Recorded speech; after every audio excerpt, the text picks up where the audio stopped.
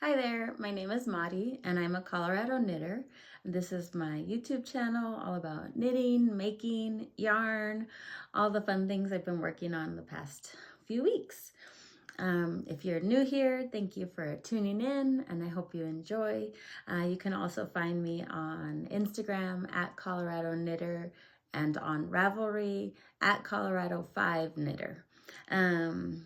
And all the returning viewers, thank you so much for checking in. And I love connecting with you guys on Instagram or on YouTube comments. So keep them coming. Today I'm wearing the Poppy Tee by Petite Knits. I finished it, yay! I adore it. I'm already trying to decide what other color to do this again in. I've seen other Ravelry posts about this sweater and the fact that they did long sleeves, they've done stripes, they've done so many variations that I can't wait to make it again. It fits fantastic. It feels amazing. I'll put a picture up here of me standing up, and I have some pictures on Instagram as well. I used Cardiff classic cashmere that I purchased online at Makers and Stitch, which is a Colorado yarn store up in Edwards, Colorado, near the mountains. I've not seen it in person, but I'm dying to go to that store. But this yarn is unreal. I knit this sweater, or it's a tee, but it's a sweater, cashmere sweater top. And I knit this on a size 7, US 7 needle with all the trim and the hem and the neckline all the way down to, I believe, whatever the pattern says. If it's a 1.5, US 1.5, that I went all the way down to that, even though my body needle gauge was quite a bit bigger than Petite Knits. The gauge of it is a bit airy, so I did put a dark undergarment, but the fact that it's open and airy makes it drapey and pretty light. It doesn't weigh anything. I am wearing shorts with it right now. It doesn't feel too hot, and our house is quite warm. But I love it. I don't know what color to do next, but I'm totally gonna make it again. So highly recommend Poppy Tee by Petite Knits. Let's see if I have anything else to tell you about it. This shoulder is, I love this construction. It's where you do the front, the back, and then you connect the front, and the shoulder seam is back here. It just fits so nicely, and then you pick up the neckline later. It is folded over. This neckline is a little different than other ones I've done in the sense that you do a little bit, 1, 2, or 3 rows of double knitting so that it folds beautifully on this edge and just sits correctly. With this yarn and design, I feel like it really suits it. I think some other folded over necklines I've done, it didn't necessarily need such a distinct edge because it was a little bulkier yarn. I did the sewn bind off, so Italian sewn bind off. However, I did do the 2 setup rows that Petite Knits writes in her pattern. So essentially you do 1 row of knit 1, slip 1 all the way around, and then the next row is slip 1, purl 1 all the way around, and then you do the sewn bind off. I do feel like it gives it a nice substantial edge, and that actually kind of goes in towards my arm and my hem better, meaning it's a little snugger, which gives it a cute look, kind of the poofing edges. But very, very happy with it. We'll absolutely make it again, exactly like this one, just gotta pick a new color. Let's see. I did have occasions when I was, like if we were watching TV and it was a little dark and I wasn't looking down sometimes. I did split the yarn a few times. I drop down and kind of have a few lines like that where you can see where I drop down to correct that I split the yarn in that spot. It is blocked, and it definitely resolved those spots a little bit better, but over time they'll completely disappear. I call it like a run, where you go down and you kind of fix it, and then when you come back up, it's a little bit looser gauge in that spot, but it's already changing, and it's not as noticeable at all. But I did split the yarn a little bit, I have to say, when I wasn't watching what I was doing. All right, I think that's it for the poppy tee. I really love it. The other thing I finished this week, well, no, I finished it a while back, but it was released this week, is Gudrun Johnston's Simmer Dim top. Oh, it is awesome. I actually wore it an entire day this week, the day it was released. I always have my hair on everything and within the knits, but this is my Simmer Dim top. I've talked about it in a previous podcast as well. I adore it. So a few comment or notes on it, also referring to Gudrun Johnston's Instagram post about her top, it is awesome. First of all, it is knit in wool and alpaca, and I seriously wore it an entire day. And Colorado mornings are cool, but during the day it's hot, and I was fine. I was very comfortable, and our house is very warm. And so this top is knit from the bottom up with some A-line shaping, so it doesn't hug the tummy, which I love. And so it just kind of floats over the belly and waistline. And then it does, the decreases are here, and then the same on the back. The front and the back are identical. And so you knit this bottom portion in the round, and then you have some faux seaming on the sides. And then you have this amazing smock-like texture at the top, which was perfect description in her Instagram post. It is like that. It is like this, when, you know, you could sew a smock top or a smock dress. It's exactly like that. And these are worked flat. So the front and the back are the same. And then you finish it off with this I-cord that goes all the way around with the perfect length straps. I did all of the lengths according to her pattern, and it fit perfectly. Very, very happy with it. I will use this a lot. I will use it under things. I will use it under little coats. I will use it on its own. I really, really love it. I knit mine in Jamiesons of Shetland Ultra Lace, and this is the white, and it is a 50% Shetland wool and 50% lamb's wool. I said alpaca, but it's lamb's wool. Let's see. So this again is called Simmer Dim, and I love it. She says Gudrun Johnston says the meaning is the time between sunset and sunrise in midsummer. So go check this out, you guys. It's very fun. I highly recommend it. The yarn, when you're working with it, is a little thin, so you kind of wonder, like, what's it gonna look like?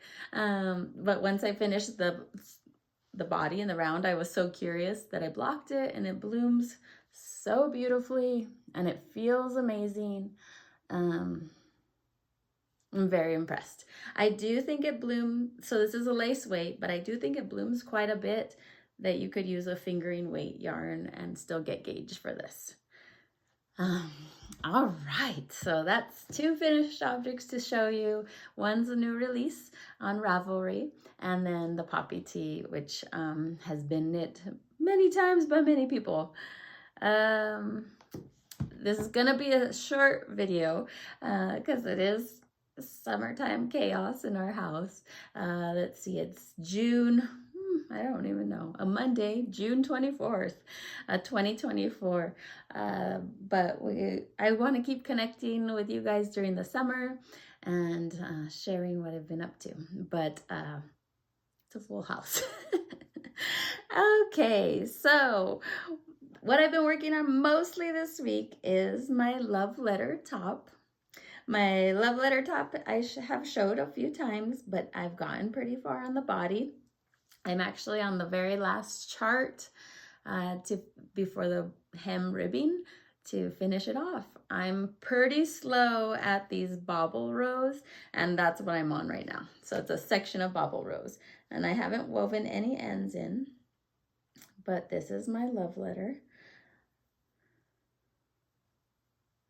Get all the strands inside so it's a little less distracting, but I think that's it. So here's my love letter. And oh, again, I love it. It fits well, which is nice. I was a little concerned. I do feel like my row gauge is a little snugger than the designers. So when I soak it for the final soak, I will actually probably pin it in length just to hopefully stretch out and relax some of that lace work. But I adore it. So this portion up here has been blocked in the front and the back, and the I cords for the sleeves have been done, and the neckline. So all of it is ready. I just need to finish this bottom last chart and the hem, and then give it a good block. So I did increase, there is some guidance to, to try it on at a certain point after so many charts, and then gives you an estimate on the remaining length. So I actually did do one more repeat as guided because I think I have a long torso, so I wanted to make sure it was long enough. I'm still unsure. I almost added a second repeat, but I think if I aggressively lengthen it, which I want to do anyways, it'll work out. But regardless, it'll be with a high-waisted pant, and I really love it. I really feel like I liked it actually without the I-cord finishing, but I think the I-cord finishes do modernize it a bit, and I'm really happy with it. So another tank top, and this is the love letter, which is very entertaining because you continue to change charts and the lace work. I am using Sandnes Garn Lina.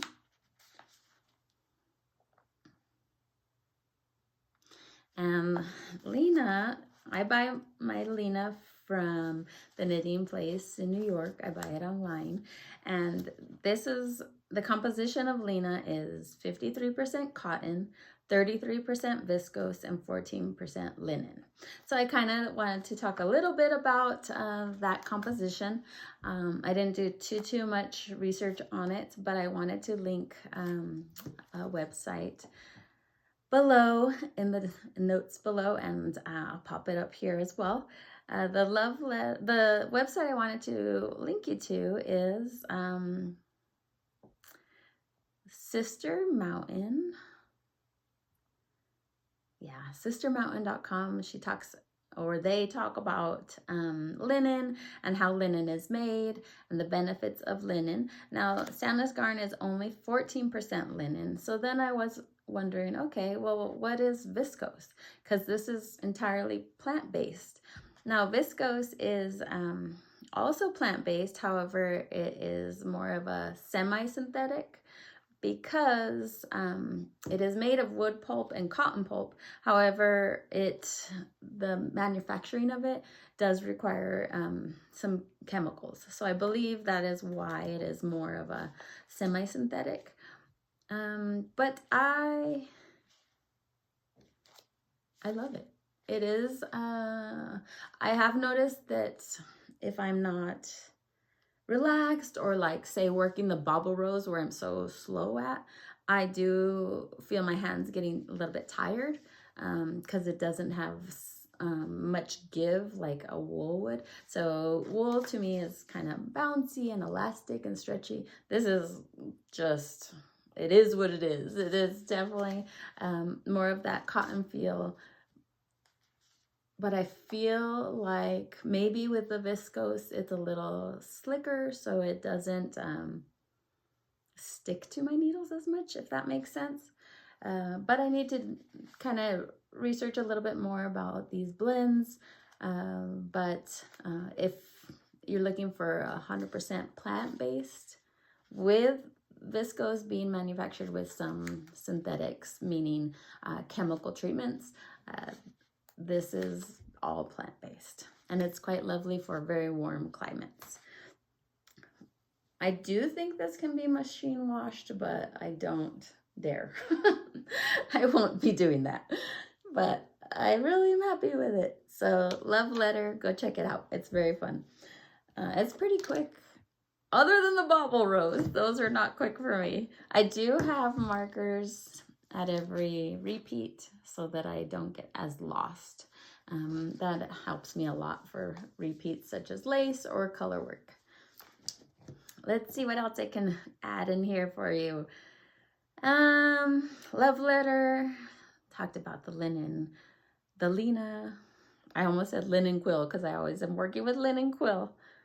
Okay, so the other thing I've been working on, of course, are Woolens and Nosh socks. And I haven't showed you this one because I've had it in the car. But I did give you guys a peek of it on Instagram. And it is in my little sock bag that I made. And I've been loving the sock bag. It is held with a carabiner here, and I can put it on my belt loop. Now, if I'm going for a big walk or an exercise walk or anything like that, I'm not wearing jeans or something with belt loop usually. So, and I'm also not gonna knit on the go. But if we're out and about and just maybe exploring an area or taking a walk, or I'm waiting for the kids, and I'm wearing something with belt loop, then I connect this to my belt loop, or my purse has like a little, the strap metal piece, and so I can easily connect it there. It doesn't weigh anything. It has 2 little pockets, but I'm very happy with it. It's working out well. The heaviest part is probably this, but there are some carabiners that are not so strong, so I wanted to make sure it was a strong one. And then when it's open, I can just roll it down to be a little yarn bowl, but still have access to the pockets. So the yarn I'm working with is the amazing Woolens and Nosh, and this is last month's club yarn, and it just fits perfectly in here. And this is what it looks like worked up. So I've been knitting on these at church. I've been knitting them in the car. It usually just lives in the car. Get these strands in there. So I have the contrast color, and this one I did 64 stitches, cast on a US 1 needle. I used the Chaogu 9-inch circular needles, and then I did a 2x2 ribbing for just a smidge, not too long, and then stockinette till I was ready to do the heel. Again, my socks are not always the same length. I kind of like to get a good repeat in so that I started the heel, depending on the contrast color, the same brown. So I did the brown, and then I did the heel, and this is the shadow wrap heel from Earth Tones Girl Sock Exploration Socks. And now I'm just doing the foot. So this is sock number 1, and again, it lives in the car, or when I need something that's not requiring any thought whatsoever, just knitting in the round. But I always love those, and I think this month's skein is in the mail, so I'm super excited to get that. Okay. So I did work a little bit on my Nexus. It's kind of like a jacket to me, a little Nexus jacket from Moonstruck Knits, Natasha Hornby. And I think I know where I'm at this time. Last time I was completely lost on what piece I was working on. But I think, so what I've done is just more of the repeats, which is so cute. and very relaxing because it's a very simple slip stitch pattern, which you follow a chart. And I prefer charts because I distracted myself because I just broke myself with my own needle. But I love the charts because I can kind of visualize what I'm doing and what the pattern is supposed to look like. So this, I believe, this is the neck piece right here. So my neck, and then it goes down the top of the shoulder. So half of this pattern will be showing on the front and then half of the back. And then I'll do the same on this side. So right now I'm making this top of this sleeve. I envision continuing because it's very fun. I haven't soaked it, and this is Holstgarn held with, or Holstgarn Supersoft from a big cone. And the lighter color is Loft, Brooklyn Tweed Loft. So both of those yarns are gonna bloom beautifully, and I think just create this beautiful, soft, light texture. And it's not gonna weigh anything, but it'll be very warm. So I will continue. It's very fun to do. I envision either using, so I think there's like a little welt that Natasha Hornby has as a red on her pattern to be, you know, just a pop. But I actually wonder whether I will just do it in this indigo blue and not a pop of color. If I don't do the indigo blue, I will use kind of a lighter chambray blue is my thought. But we'll see when I get there. It's a long haul, enjoyable, but it's not fast because I'm very distracted and I love to knit all the things. Let's see. Oh, I have been wanting to try crochet for a while. My mom crochets and I just never learned. I taught myself to knit many years ago, and once you know a craft, sometimes you just want to relax with the craft you already know. So, but I have been seeing so many things with the granny squares, so I've been wanting to try. And I tried last weekend and I was terrible. It was not coming out correctly, and I just couldn't grasp it. And what I was doing is watching YouTube, which I learn well from YouTube.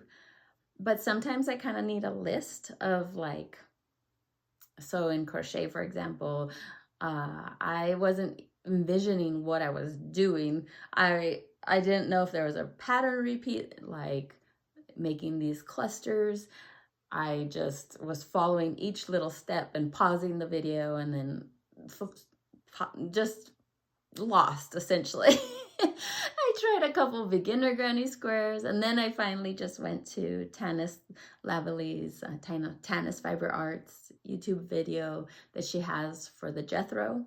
She definitely points out that this is not a teach you how to crochet video, but it is a how she does granny squares. So I actually just followed her video and I kept pausing, and what I did was write down a list of like chain 2, then make 3 clusters with double knitting or double crochet, and then chain 1. So I actually wrote down a little list so that I could kind of envision, I guess, what I was doing. It just seemed to work better for my brain. So my hardest thing for some reason is starting these the center pieces. So I have a few center pieces, but I kind of wanted to really be able to memorize it, but they weren't like squares. But anyways, so then once I just committed the center pieces to memory, I did try the whole granny square. And so this is, I won't show you last weekend's because those are a disaster. But this is this weekend's granny square, and I'm happy with it. It is in a woolen spun, so it's this Rowan felted tweed. Different blues, but I just had 3 balls of it, so I just tried it, and I like how light it is. I don't know if this will become a Jethro or not. I just wanted to see how to do a granny square essentially. And so that's one granny square. I'm gonna put up one of the Ravelry projects of the Jethro that I adore, and it is knit in Brooklyn Tweed Loft, and I adore it. So of course that combination is in my mind, and it must weigh nothing. That knitter actually knit the entire back piece versus crocheted blocks in the back, which also intrigued me, because you would do, in my size, I would do 16 granny squares, which is a lot, but then the back I could pick up and knit, and that's easier for me because I've been knitting so long. So that's a thought. I don't know. I love these colors, so man, I could flat out just copy that. But anyways, here's one granny square, and I think if I did do the Jethro, it would be without this outer piece. So it's more this size, so you can see the difference. This outer piece would be the connector, but I think this is the right size.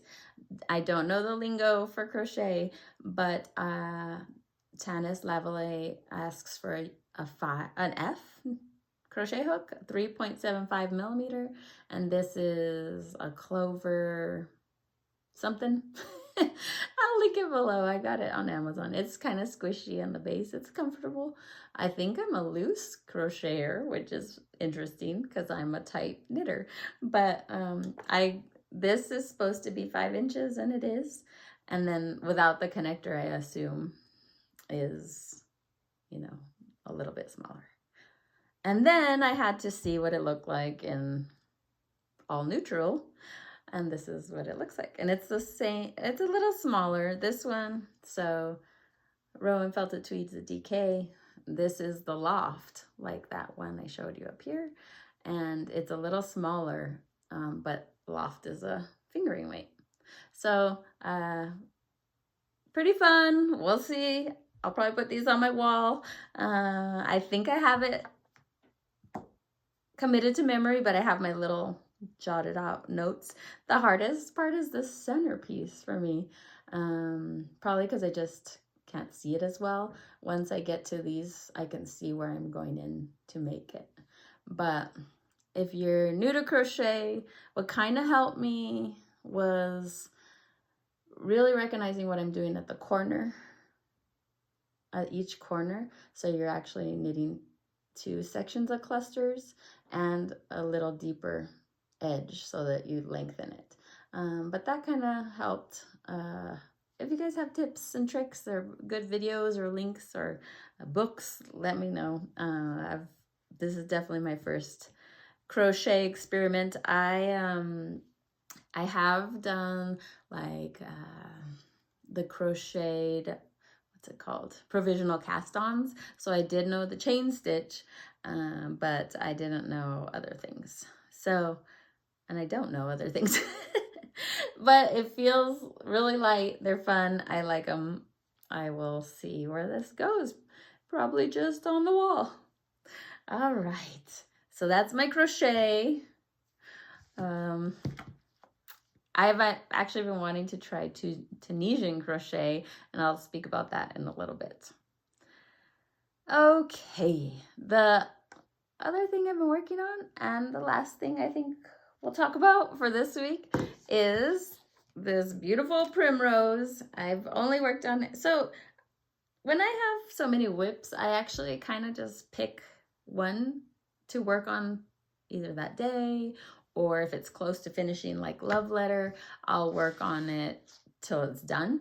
But when I have multiple whips, which I always do because that's how I roll, I actually will just pick a whip and pick it up during that day. I don't necessarily kind of knit on one whip, 2 whips, 3 whips during one day. I really settle into the one item during the day. Of course, we all want to knit all day, but I don't get that chance, as most of us don't. But when I do sit down to knit, I will pick up the same project. So then I kind of get into a rhythm, and I feel like I get things done better that way than if I flopped around with multiple whips in one day. So this is my Primrose by Marie Wallin, and inspired by @Living with Wool, and I adore it. And the yarn is such a pleasure to work with. So I think I was probably around here last time and I couldn't show too much of the color work, but I did soak it to check it on if it was on gauge, and it's pretty darn close, so it should work out. But it's so fun. A zillion ends. So after the next color repeat, I'll probably take care of these ends so that I don't, knowing me, I would totally just wear it with all the ends hanging inside. So that's an option. But I have the cute little ocean loops stitch marker, and I love these ones that are the kind of, I think it's a lobster claw, where it does open, but it's a perfect ring as well, so you can use it as a progress keeper or a stitch marker. But of course I love ocean loops and Hello Lavender stitch markers. I do have each kind of section of color work that's in the chart with Cocoa Knits markers on the sides, so that if I get messed up within here, I can correct it versus going all the way around. But very fun. I will continue to work on that as I can. My hope is to finish Love Letter first before I pick up all these other fun things, just because I'm kind of close. I'm playing with it right now because I just noticed that some of the stitches came off the needle. All right, there we go. But I will try to finish Love Letter. I'm on a bobble section, so I'm slow at that. But once I finish the bobble section, which I think is 6 rows, I will be cruising to finish it, and then I can have fun with all these other whips. So a couple plans that I want to do these next few weeks that are totally inspired by podcasters. So I would like to make the Pomona shorts by Anna Allen, and I found this cute thrifted fabric. It's just a cotton, I believe, and I thought it would be cute as a Pomona short, and you could wear it just with a white button up or a white blouse, short sleeve blouse, something fun. But I thought it'd be fun to try it with this thrifted fabric. That is a lot of fabric for like $3.99. I think it's at least 3 yards. So this will be perfect to try those shorts and see how they fit. This has been washed and it's not super wrinkly, so that's always a good sign too, because I'm not gonna iron my shorts. So that's one plan. And I have the pattern Pomona pants and shorts, but I will try the shorts first.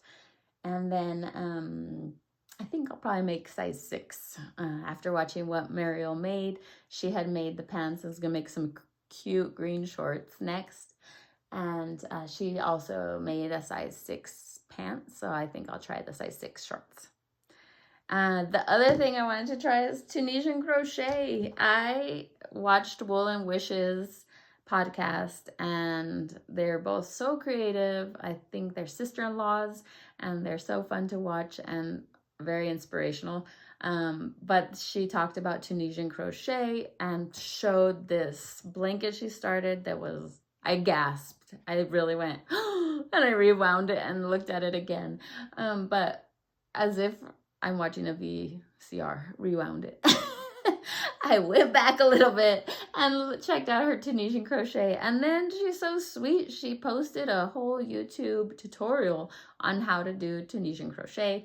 So I got a few more needles, Knit Picks version of crochet hooks with the Tunisian cord so that I could try it. And I'll try that next watching that tutorial. So many options and always so many things to make and to learn, and I love it so much. I'm excited to know what you guys are working on. Leave a comment and let me know. I always get inspired and excited watching others or hearing what other people are making. I hope you guys are doing well. I send love to those folks who are in heat waves, and I feel for those suffering from the huge New Mexico fire. I send my love to Alicia Edmiston. It's a lot. It's a lot. And so I really thinking about you guys, and I know that people are going through some big things right now. And so I send you love and strength, and I'm thinking of you. All right. I have so much to say, but I probably should let you go, and I will see you next time. See ya.